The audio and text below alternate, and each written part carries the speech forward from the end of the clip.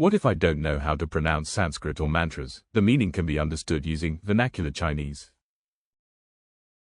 Puzzling, the obsession with the ritualistic aspects of language. The truth is, Buddhism emphasizes meaning over sound. Understanding the core values of filial piety, great vows, and cause and effect conveyed in the scriptures, more important than pronouncing it correctly. The lost translator, a translator, practitioner, received a Sanskrit map, scripture. He practiced constantly to produce perfect Sanskrit chants. However, they still do not understand the roads and destinations marked on the map, the underlying meaning. He was thus trapped in the same spot. A wise man told him. Buddhist teachings emphasize meaning over sound. The value of a map lies in the direction it points to, filial piety, great aspirations. You should use plain Chinese to understand the core message, once the direction is known. Whether you pronounce the Sanskrit words correctly is not important. Can scriptures be recited only in Chinese? It works whether you use any language you understand or not. Human misunderstanding, the limitations of language. The truth is, the key is tacit understanding. Use the language you understand best and that resonates with you most, to understand the ethical implications of the scriptures. A locksmith, ascetic, collected many, rare and ancient key, Sanskrit, ancient language. But they discovered that none of them could unlock their own hearts. He mistakenly believed that only these ancient sayings were effective. A teacher told him, the key to unlocking the heart's lock does not lie in the material or language of the key.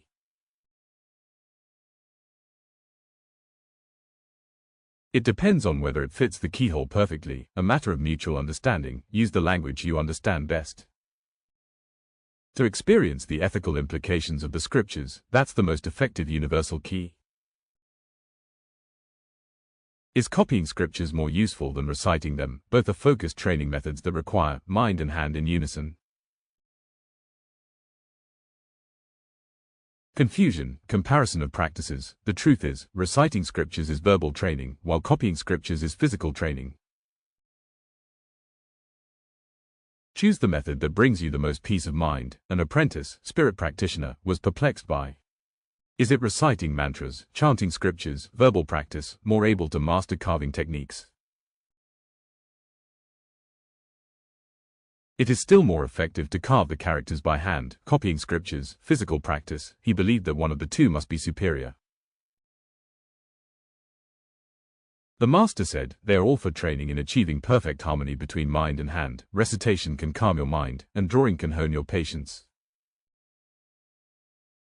Choose the method that brings you the most peace of mind. Both are paths to self-improvement. Should the merits of chanting scriptures be dedicated to a specific person? First, I dedicate the merit to your most chaotic relationship. Question: what are the specific applications of dedication of merit? The truth is, dedication of merit is a way to repair relationship karma. First, project your goodwill onto the person who most needs reconciliation or repair. A craftsman, spiritual practitioner, possesses a warm radiance, merit and good intentions. He habitually directs his attention to beautiful things in the distance, but they overlooked a broken mirror in the house, the most chaotic relationship. It is dark because of the lack of light. He understood that healing began with those around him. He decided to first focus the light on the mirror, dedicating it to the most chaotic relationship. The light illuminated the cracks in the mirror. Let him clearly see the repair method. This is the most direct way to repair karmic debts in relationships.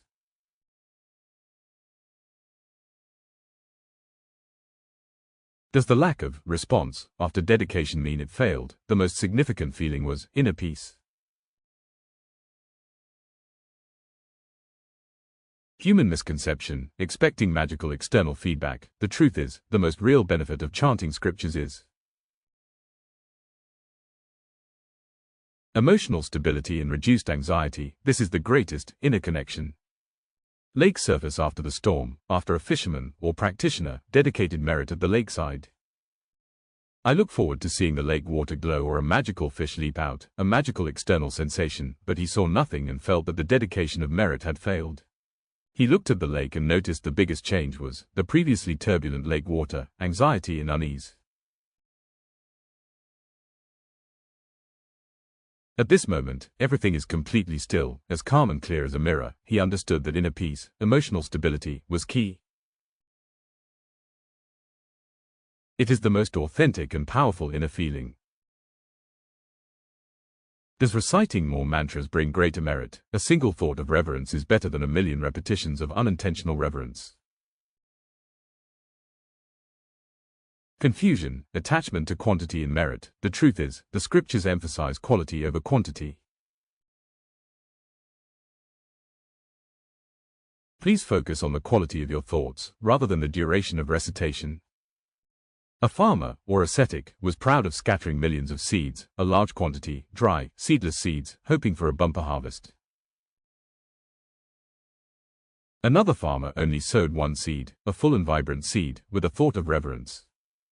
Ultimately, that seed with a heart grew into a towering tree. Millions of dried seeds yielded no harvest. True merit lies not in the length or number of recitations, it lies in the quality of one's thoughts, reciting a phrase with utmost sincerity. Better than being unintentional a million times. What should I do if I feel irritable while chanting scriptures? Let scripture be your guide to anger. Puzzling, unable to control emotions. The truth is, frustration is the best, practical training. Let the words of great vows and compassion in the scriptures go and observe and dissolve your agitation. A piece of steel full of impurities, a restless heart, is thrown into a high-temperature furnace. It was writhing and struggling violently due to the high fever. It was agitated. The craftsman, the ascetic, feared it would be destroyed. The craftsman did not remove it. Instead, continue to hone your skills. Let the high temperature, the great vow and compassion of the scriptures, observe and melt away the impurities in the steel. Ultimately, the steel was purified through suffering, from the impurities of anger. It has been honed to produce a tough yet calm blade. Is chanting scriptures for the purpose of eliminating karmic obstacles? It's not about stopping manufacturing. Puzzling, the mechanism for eliminating karmic obstacles. The truth is, reciting scriptures is to stop evil. When you stop creating new evil causes, old karma, having lost its fuel for growth, naturally begins to decline. A person discovers that their bucket, life, is constantly leaking due to past karmic obstacles. He kept trying to scoop water from outside, to eliminate the negative energy, to make up for it. But there is never enough water. He was confused by this. The wise man said, the key is not to scoop water, but to stop creating new loopholes, reciting scriptures to stop evil. When you stop engaging in harmful behaviors, the bucket will stop bleeding. Old signs of water leakage, karma. It will naturally stop expanding because there is no new fuel, and it will gradually dry and fade away.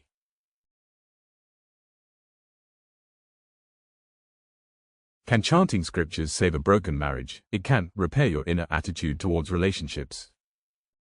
Fear, expecting the external magical effects of chanting. The truth is, the transformation brought about by chanting scriptures is internal. When you correct your greed, control, or complaining attitude towards relationships, external relationships will naturally be repaired. A person's spiritual practitioner's mirror, marriage, shattered. He kept using glue, an external method. Trying to glue the pieces together, but the mirror was still distorted, which was disappointing. He prayed for magic to fix it. He began to hone his hands, through chanting scriptures and cultivating inner peace. It was my own attitude towards the mirror, greed, complaining, that caused it to shatter. When he is calm and stops complaining and trying to control, he will then be able to handle each piece of debris with more patience and gentleness. Finally, the mirror was able to reflect light again. Does reciting scriptures for deceased relatives help? Yes, it can end your regret and guilt. Puzzling, what are the actual benefits of the ritual for the deceased? The truth is, the greatest benefit is the spiritual liberation of the living. Let go of your attachment and guilt towards the deceased. This pure mind is the greatest merit for both parties. Imagine you are a captain, the living, with a heavy anchor, regret and guilt, moored on your ship. It rendered the ship unsailable, causing it to become stuck in the mud. Reciting scriptures is to appeal to the spirits of deceased relatives in distant places, for their salvation. It should also be made clear that the real benefit of chanting scriptures is that it helps us see clearly and let go of that heavy anchor. When we end our inner attachments and guilt, spiritual liberation. With the anchor removed, the ship can set sail easily. This tranquility and freedom. This is the greatest act of merit for both the living and the deceased. Are you afraid that reciting scriptures will make you indifferent and detached from the world? Escuchada Bodhisattva will never be reborn in the evil realms of the human world. Resistance, a spiritual practice that escapes reality. The truth is, the practice of the Escuchada Sutra is worldly. Its goal is to help you with a pure mind, to more effectively fulfill your responsibilities to your family and society. A young practitioner, worries that chanting scriptures will make you aloof and indifferent. I only want to stay in the tower, away from the world. He feared that going down the mountain would tarnish his spiritual practice. His teacher said, Escuchada Bodhisattva's sacred site is forever in the fire, the evil realms of the human world. Spiritual practice is not an escape. Instead, it trains you to become a firefighter with a pure heart. With this pure heart, only then can you contribute more effectively to your family and society. Go and take responsibility for fighting the fire, instead of being consumed by it. Can chanting scriptures change someone's fate? Not only can you change the cause and effect of your interaction with him. Human-caused misunderstanding, expecting to change others. The truth is, reciting scriptures is a form of self-reliance. You cannot change someone else's fate, but you can change how you treat them. This will help to correct the interaction patterns between you. Two people, you and him, are playing a fierce tennis match. Interactive cause and effect. You've always wanted to control the opponent's shot, to change their fate. But they kept failing, and both sides were exhausted. You must understand that self-reliance cannot change him.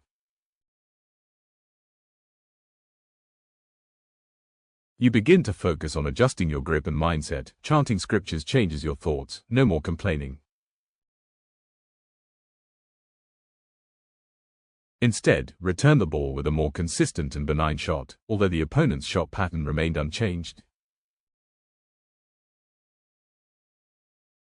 But the pattern of interaction between you has been modified. The entire match became harmonious and smooth.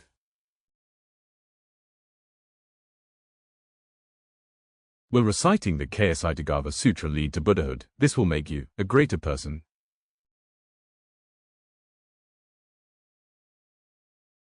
Puzzling, confusion about the ultimate goal. The truth is, Buddha praised Escuchada Bodhisattva. In order to enable you to realize your vision of becoming a Buddha, transformed into the present practice of becoming a person with great love and responsibility. Two people, you and him, are playing a fierce tennis match. Interactive cause and effect. You've always wanted to control the opponent's shot, to change their fate. But they kept failing, and both sides were exhausted. You must understand that self-reliance cannot change him. You begin to focus on adjusting your grip and mindset. Chanting scriptures changes your thoughts. No more complaining. Instead, return the ball with a more consistent and benign shot, although the opponent's shot pattern remained unchanged. But the pattern of interaction between you has been modified. The entire match became harmonious and smooth. Will reciting scriptures help me understand my past lives? No, it will let you know yourself in the present moment. Fear, the fear of discovering one's destiny. The truth is, the purpose of spiritual practice is to live in the present moment. The fear, the fear of discovering one's destiny. The truth is, the purpose of spiritual practice is to live in the present moment. Focus on your thoughts and actions in the present moment. It is the only way to change the future. A person, a practitioner, owns a telescope. He used it all day to look back into the distance from a past life. Want to know where you came from? He was blinded by fear to the hidden reef right in front of him. The wise man said, reciting scriptures is not for looking back, rather, it's to light up your current beacon. Live in the present moment, focus on your thoughts and actions at the moment. This is the only way to change the future. Only by putting down the telescope and focusing on the present moment can you navigate safely.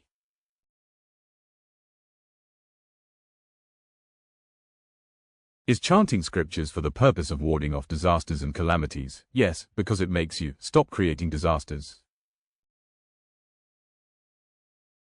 Human error, expectation of external intervention. The truth is, most disasters stem from one's own flawed decisions and mindsets.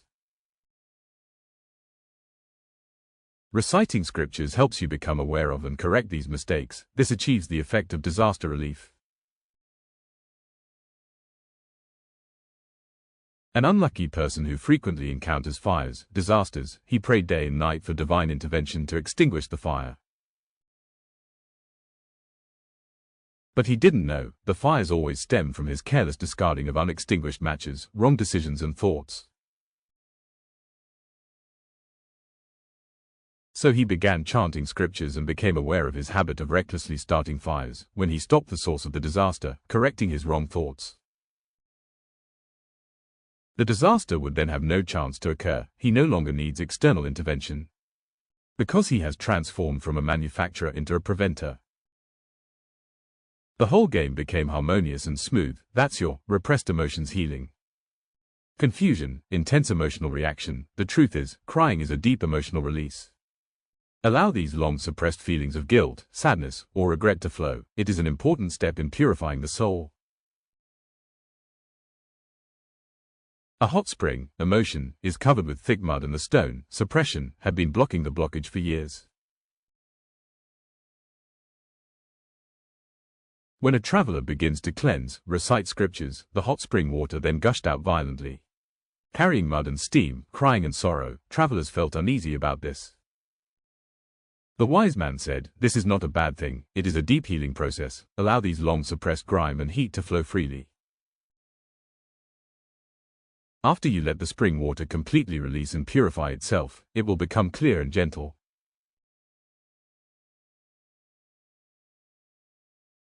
This is an important step in purifying the soul. Is chanting scriptures the only method? No, it's the key that lets you find your own way. Puzzling, clinging to a single method. The truth is, reciting scriptures is a fundamental training method for concentration. Your mind will become clear through it. You will naturally find the most suitable way of cultivation for you. An explorer, or ascetic, possessing an ancient key, reciting scriptures. But he believed that only this key could lead him to the location of the treasure, a single method. He was fixated on the key itself. The wise man said, this key does not unlock a treasure, rather, it's your inner compass, focus. Through it, your mind will become clear. You can see all the maps in front of you clearly. Once the mind is at peace, you will naturally find and choose the method and path that best suits you.